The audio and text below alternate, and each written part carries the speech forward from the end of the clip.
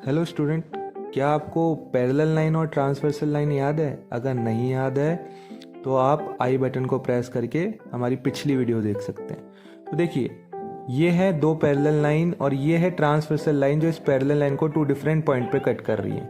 तो जब भी पैरेलल लाइन को ट्रांसवर्सल लाइन कट करेगी तो फिर एंगल का फॉर्मेशन होगा, बिकॉज जब दो लाइनें मीट करती हैं तो वहाँ पे एंगल बनता है। तो यहाँ पे जो एंगल 1 है और एंगल 2 है, आप देख रहे हो यहाँ दो पार्ट है। ये पैरेलल लाइन का इनसाइड, लाइक हमारे सैंडविच के बीच में हम फिलिंग करते हैं ना, तो ये वो चीज़ है आपके इंटीरियर पार्ट।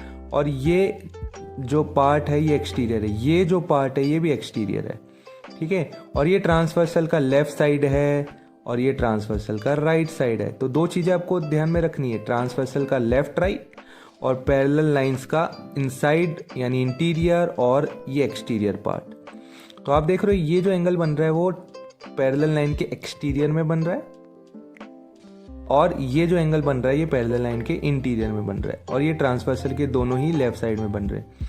तो इसका मतलब है कॉरस्पॉन्डिंग एंगल ट्रांसवर्सल की सेम साइड पे बनेंगे, या तो लेफ्ट या लाइक हमने इस डायग्राम में शो किया राइट में।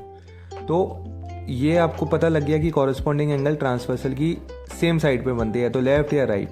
दूसरी चीज, एक एंगल बनेगा पैरेलल के एक्सटीरियर पार्ट में और एक बनेगा पैरेलल के इंटीरियर पार्ट में, या एक इंटीरियर बन रहा है तो दूसरा एक्सटीरियर में बनेगा।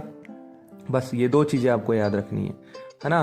तो देखो, एक एंगल बन रहा है पैरेलल के एक्सटीरियर में और एक बन रहा है पैरेलल के इंटीरियर में। एक बन रहा है आपके ट्रांसवर्सल के लेफ्ट में तो दूसरा भी ट्रांसवर्सल के लेफ्ट में ही बन रहा है। एक छोड़कर एक बन रहे हैं। देखिए 1 के बाद एक एंगल इधर है लेकिन इसको स्किप कर दिया, देन फिर थर्ड वाला एंगल लिया। तो टोटल यहाँ पे एक साइड में 4 एंगल बनते हैं ट्रांसवर्सल के, 1 2 3 4, ठीक है। फोर्थ एंगल यहाँ बनेगा। ऐसे ही राइट में भी बनते हैं 1 2 3 4। तो एक छोड़कर एक बने, ट्रांसवर्सल की लेफ्ट में बने और एक बने पैरेलल के एक्सटीरियर में, एक बने इंटीरियर में। तो ये ऐसे एंगल कहलाते हैं आपके कॉरस्पॉन्डिंग, और कॉरस्पॉन्डिंग एंगल की वैल्यू इक्वल होती है।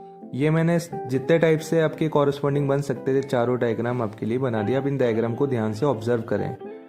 अब है बेटा ऑल्टरनेट एंगल की बारी। ये दो तरीके के होते हैं, इंटीरियर ऑल्टरनेट, एक्सटीरियर ऑल्टरनेट।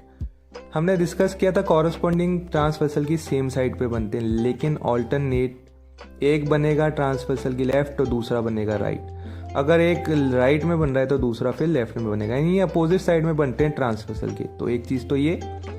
दूसरी चीज, अगर एक एक्सटीरियर पार्ट में बन रहा है पैरेलल लाइन के तो दूसरा भी एक्सटीरियर में बनेगा।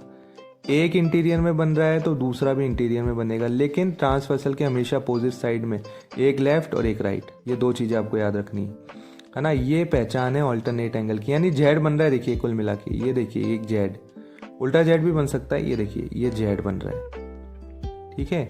तो जेड जैसा आपके मतलब फिगर बनाए हैं तो वो ऑल्टरनेट एंगल कहलाता है। ये देखिए, ये क्योंकि दोनों एंगल आपके पैरेलल लाइन के एक्सटीरियर पार्ट में बन रहे हैं तो इसलिए इसको एक्सटीरियर ऑल्टरनेट बोलेंगे।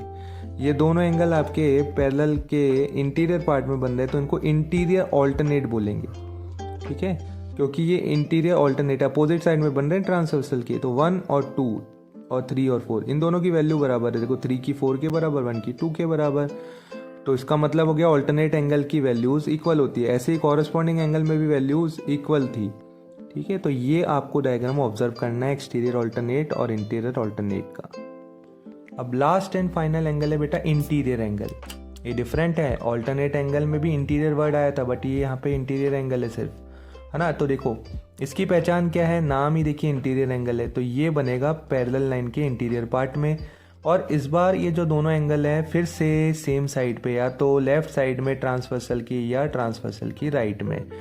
अब यहाँ पे इक्वलिटी नहीं है इनके बीच में। इनमें क्या है, ये दोनों आपके सप्लीमेंट्री है। सप्लीमेंट्री मतलब जिन दो एंगल का सम 180 हो तो इन दोनों का सम भी कितना होगा 180, इन दोनों का सम भी कितना होगा 180। तो इंटीरियर एंगल सप्लीमेंट्री होते हैं, ठीक है, यानी इनका सम 180 होता है।